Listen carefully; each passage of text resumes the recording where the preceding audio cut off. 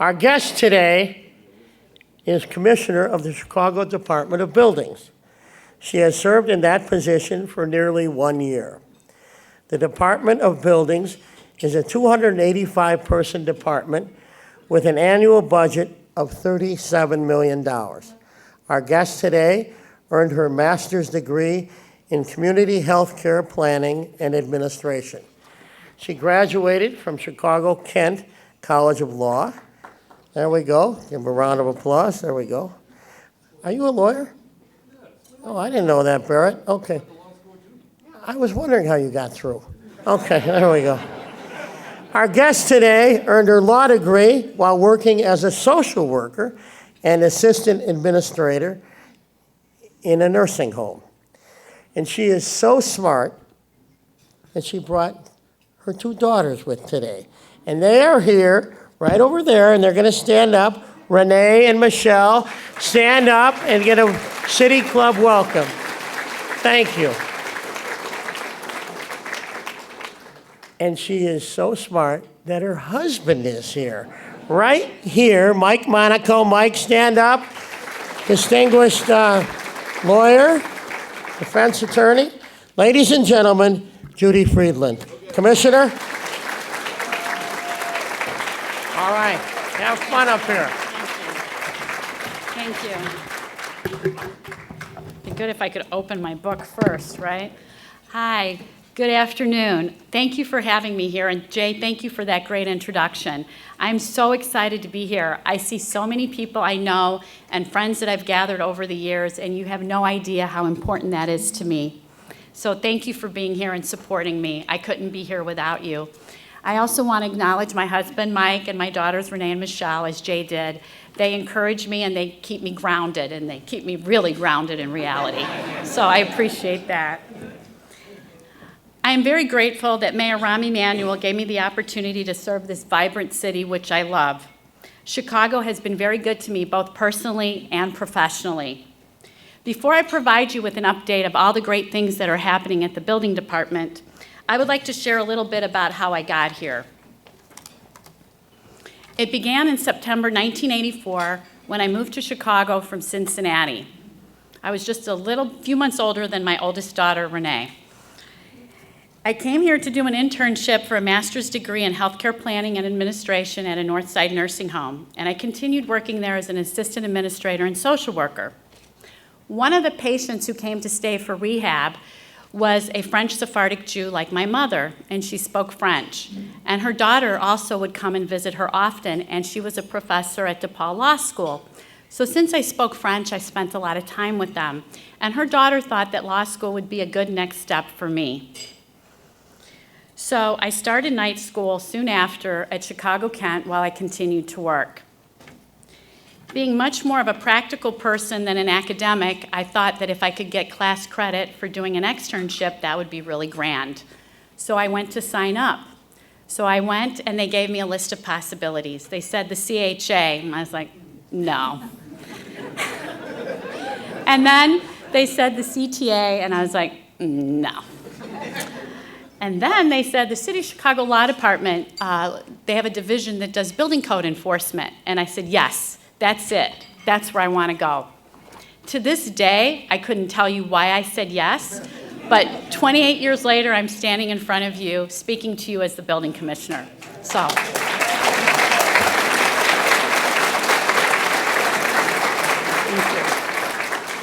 you. I was an assistant corporation counsel until 1995 when I was promoted to a supervisor of the housing court courtrooms. Violations in occupied buildings, lead paint cases, and Fire Prevention Bureau prosecutions. In 2010, I became the Deputy Corporation Counsel of that division, now known as Building and License Enforcement. It is the largest prosecutorial division in the law department and handles conservation, zoning, demolition, licensing, drug and gang house, and administrative hearings. These prosecutions involve not only the building department, but also the Fire Prevention Bureau, Department of Planning, Business Affairs and Consumer Protection, Health Department, Chicago Police Department, and Streets and Sanitation. In this role, I had the opportunity to work with multiple city departments and gain a true understanding of how all the city departments work best together. I use this knowledge each day leading the building department through positive economic changes in our city that I will share with you today. Again, I am very grateful to the mayor for giving me this opportunity exactly 1 year ago to serve this great city as the building commissioner. We have a shared commitment to building and investing in our neighborhoods and our people, whether it is at bringing in large downtown developments or going into our neighborhoods that struggle with crime and blight. Both are vital to the growth of our beloved city. My first order of business from the mayor was to speed up the issuance of permits, and we have instituted multiple reforms to do so. Some of these include expansion of the Certified Corrections Program that allows architects and engineers to certify plan corrections for all disciplines, including fire and structural.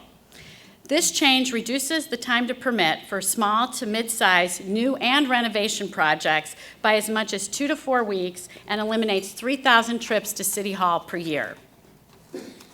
Expansion of the self-certification program that allows the architect of record to take full responsibility for code compliance, eliminating any city plan reviews once the architect is certified by the city. This process may now be used for porches, which makes a porch permit available now in days instead of weeks or months, which enhances building code safety because porches are now getting repaired and built much more quickly. And that, of course, is the best for public safety. We eliminated the need for repeat approvals and standards and tests. The building department is moving select issues with multiple submissions to the Committee on Standards and Tests to administrative adjustments, eliminating the need for repeat approvals for the same item. We brought the review of all foundation permits in-house. Previously, these permits were reviewed by a third party through our developer services program.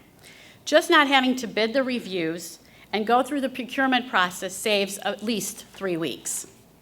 Also, we are assisting applicants with their applications through the Office of the Underground, and that also saves time. We instituted a pilot program for large development projects that require third-party reviewers. An applicant can now opt to contract directly with one of our vendors, and they can do so at any time during the design process, even at the very beginning of the design phase. This allows the applicant to have immediate feedback about what is permissible, what may be problematic, what may need to go to standards and test, what may need an administrative adjustment, and so that they can plan accordingly. It's so much better than finding out at the end of the design process that something that you built your designs all around is now problematic and it's going to be a huge delay to go forward. Because developers, contractors, architects, everyone likes predictability and some control over their project. And I believe that this provides that. When the plans are completed and uploaded, they are 80% there to approval. The first superstructure in this pilot program got their permit in 6 weeks. We've issued 4 subsequent permits in this program, and they've all gotten their permits in less than 2 weeks. And these are huge projects, so this is really a big success for our department. I cannot take credit for all these ideas. They came from meetings with developers, architects, and contractors in the private sectors, as well as employees within our division, or department. I still think I'm at the law department. Our department. These are the people that know the system and the public's interest is served when government works closely with all stakeholders. You get the best results. For example, when I talked to our staff about what we could do to cut the permit time, Ed Doherty, who's here with us today, Ed, wave.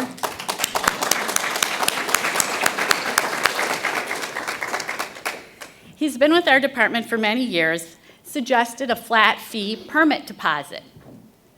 So we went to City Council and streamlined the permit payment deposit process, which is our most effective reform because it affects every permit application that comes in.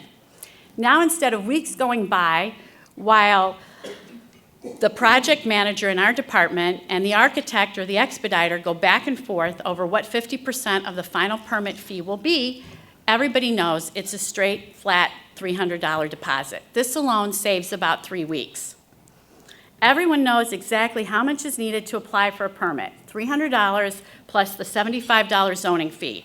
We collect the full amount when the building permit is issued. It's a very good thing we made these changes because I'm sure you've all been hearing the sounds of construction this spring as building permits are on the rise in Chicago. We have increases in the number of permits for small, medium, and large development projects. To date, in 2016, the Department of Buildings has issued a total of 17,779 building permits, an increase of 1,591 permits as compared to the same time in 2015, or nearly 10%. For large developments, the increase in the number of permits issued is even higher. It's 60%. And in the first quarter of 2015 alone, we have collected $2.5 million more than we did in the first quarter of 2015. There are currently 23 tower cranes that are operating on construction sites in the city, the highest number in 5 years. 13 more tower cranes compared to 2011 and 4 more than last year. And we have 4 additional tower cranes pending installation. Each tower crane represents investment of business and developers in Chicago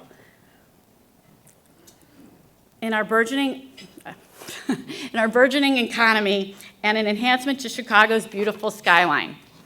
In total, these 23 tower cranes represent more than $2 billion in declared construction value and thousands of jobs. All these permits and activities bring us to the topic of inspections, as to all of these permitted projects need inspections, as you know. We are filling all our open positions and interviewing constantly. Since June 2015, we have hired 11 new inspectors, and we are now posting for 6 new plumbing inspectors. After a successful inspectional pilot program, we are pleased to announce the rollout of new handheld tablets for 130 of our permit inspectors so that they can enter permit results on site as they do their inspections. This saves the time of them having to go back to the office where they have to take the extra time to do the data entry. This pilot program worked very well, and I want to thank Marlene Hopkins, who's here with us today, who instituted that.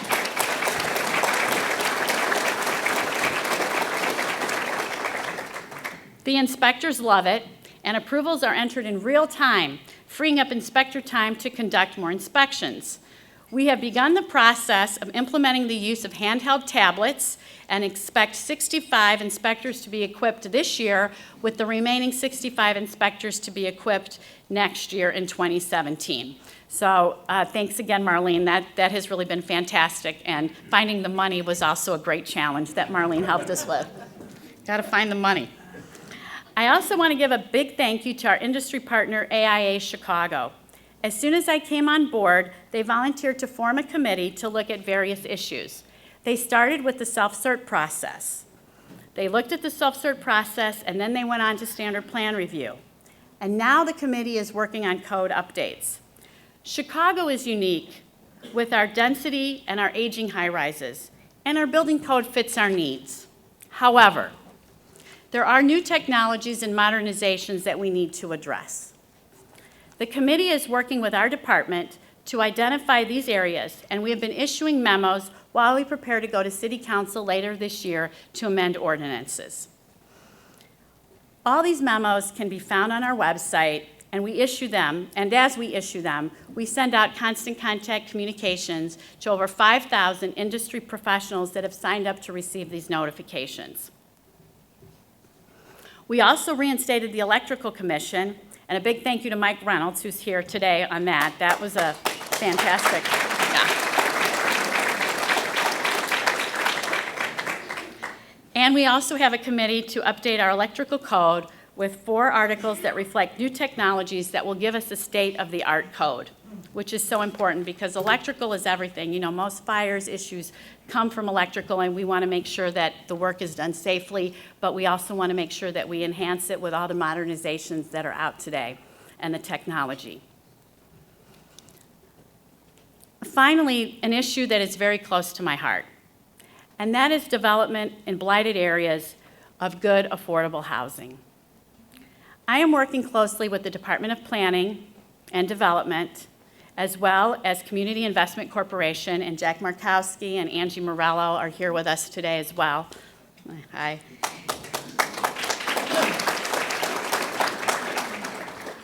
And I called Jack and I said, I really want to work on this, and he helped me form a committee to get it done, and we're almost there.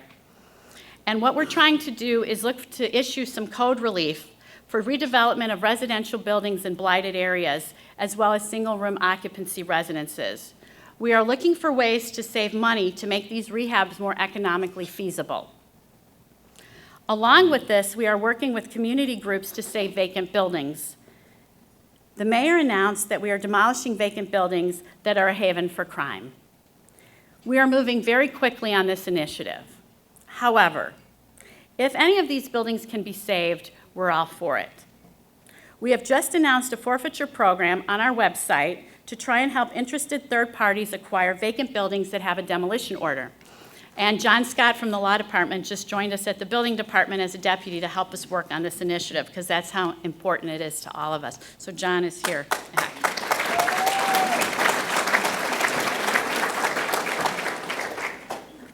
Having been a prosecutor for so many years, and with my experience with the E2 tragedy, the Lincoln porch collapse, and the fireman in December just before Christmas that tragically fell to his death, I know these incidents don't happen on projects that are permitted with licensed workers. My focus at the Building Department is to dedicate our resources to where they are needed. That is why when projects are permitted and professionally built, we are not going to use our inspectors' time to hold up progress for non-life safety issues. This is another reason we are expanding our AIC program, or Elevator Inspection Program, that allows the downtown business district to have their elevator inspections carried out by a third-party vendor. We are sending out letters now to all buildings whose elevators have passed their inspections the last 2 years to join the program. We have already expanded it to all institutions. Next, we are going to be inviting those who have just installed new elevators in buildings 5 stories or over to join the program. This frees up our inspectors to target elevators that are in disrepair or not properly closed down and focus on dangerous and hazardous conditions, improving the public safety. Most importantly, we are not holding up the opening of businesses or certificates of occupancy on licensed, permitted jobs for non-life safety issues.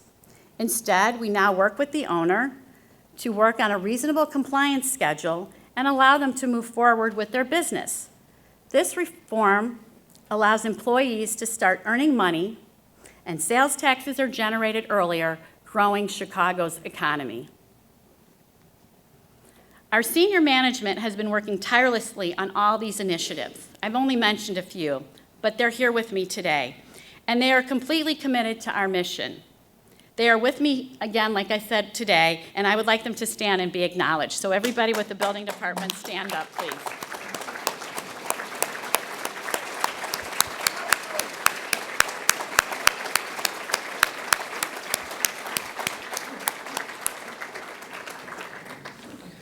None of these reforms would be possible without them, so thank you. I'm very grateful. You can see that these are exciting times at the Building Department. We have been very busy creating a building department that is responsive to those who invest in our city and our neighborhoods, and to all that live or visit Chicago, our home. We want to be supportive in every way possible so that Chicago is known as being welcoming to all. It is you who put your hard work and your soul into what you do that creates the jobs and opportunities that makes our city great. Thank you.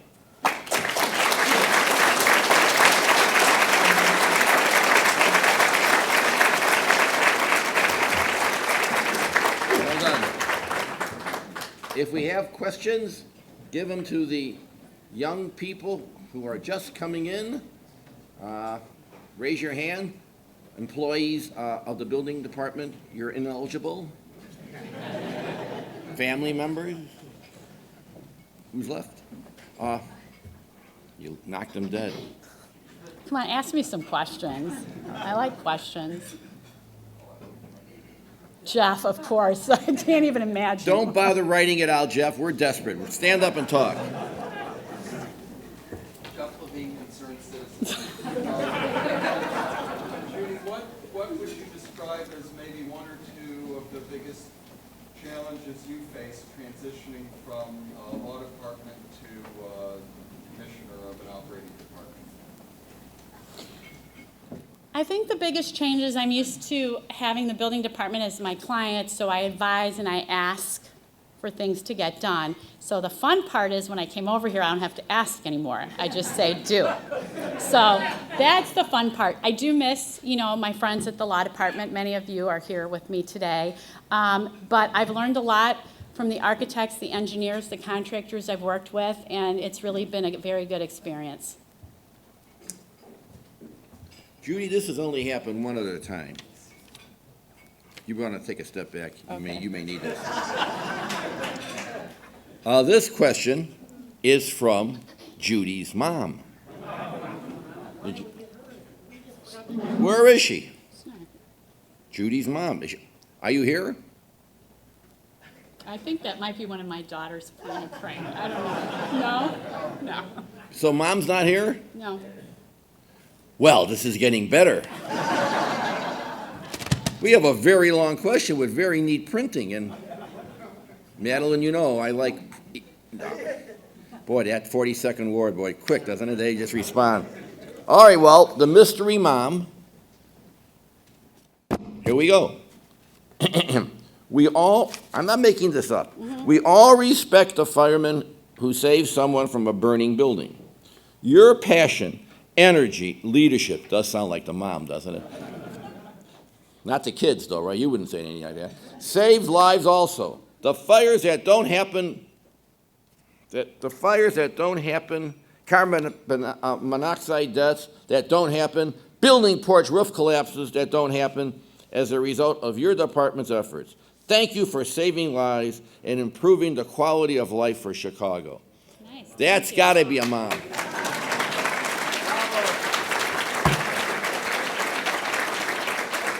Or, did you write it? No. No, okay. I have terrible handwriting. This is Chicago, right?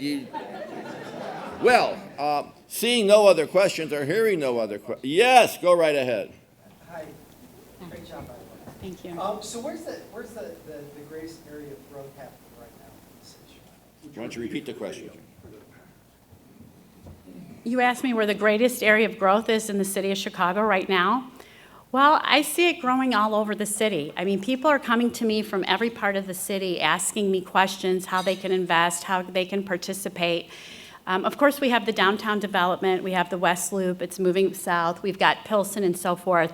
But part of the idea of the forfeiture program that we've instituted, and it's something that I started when I was at the law department as a pilot program, and I carried over here, is because I really want to work hard to focus on spreading this development all over the city. And that's why we have this memo coming out in a couple weeks of code relief, and it will apply to wards that struggle the most with blight and crime. So it won't be across the city. It'll be 24 wards that struggle the most.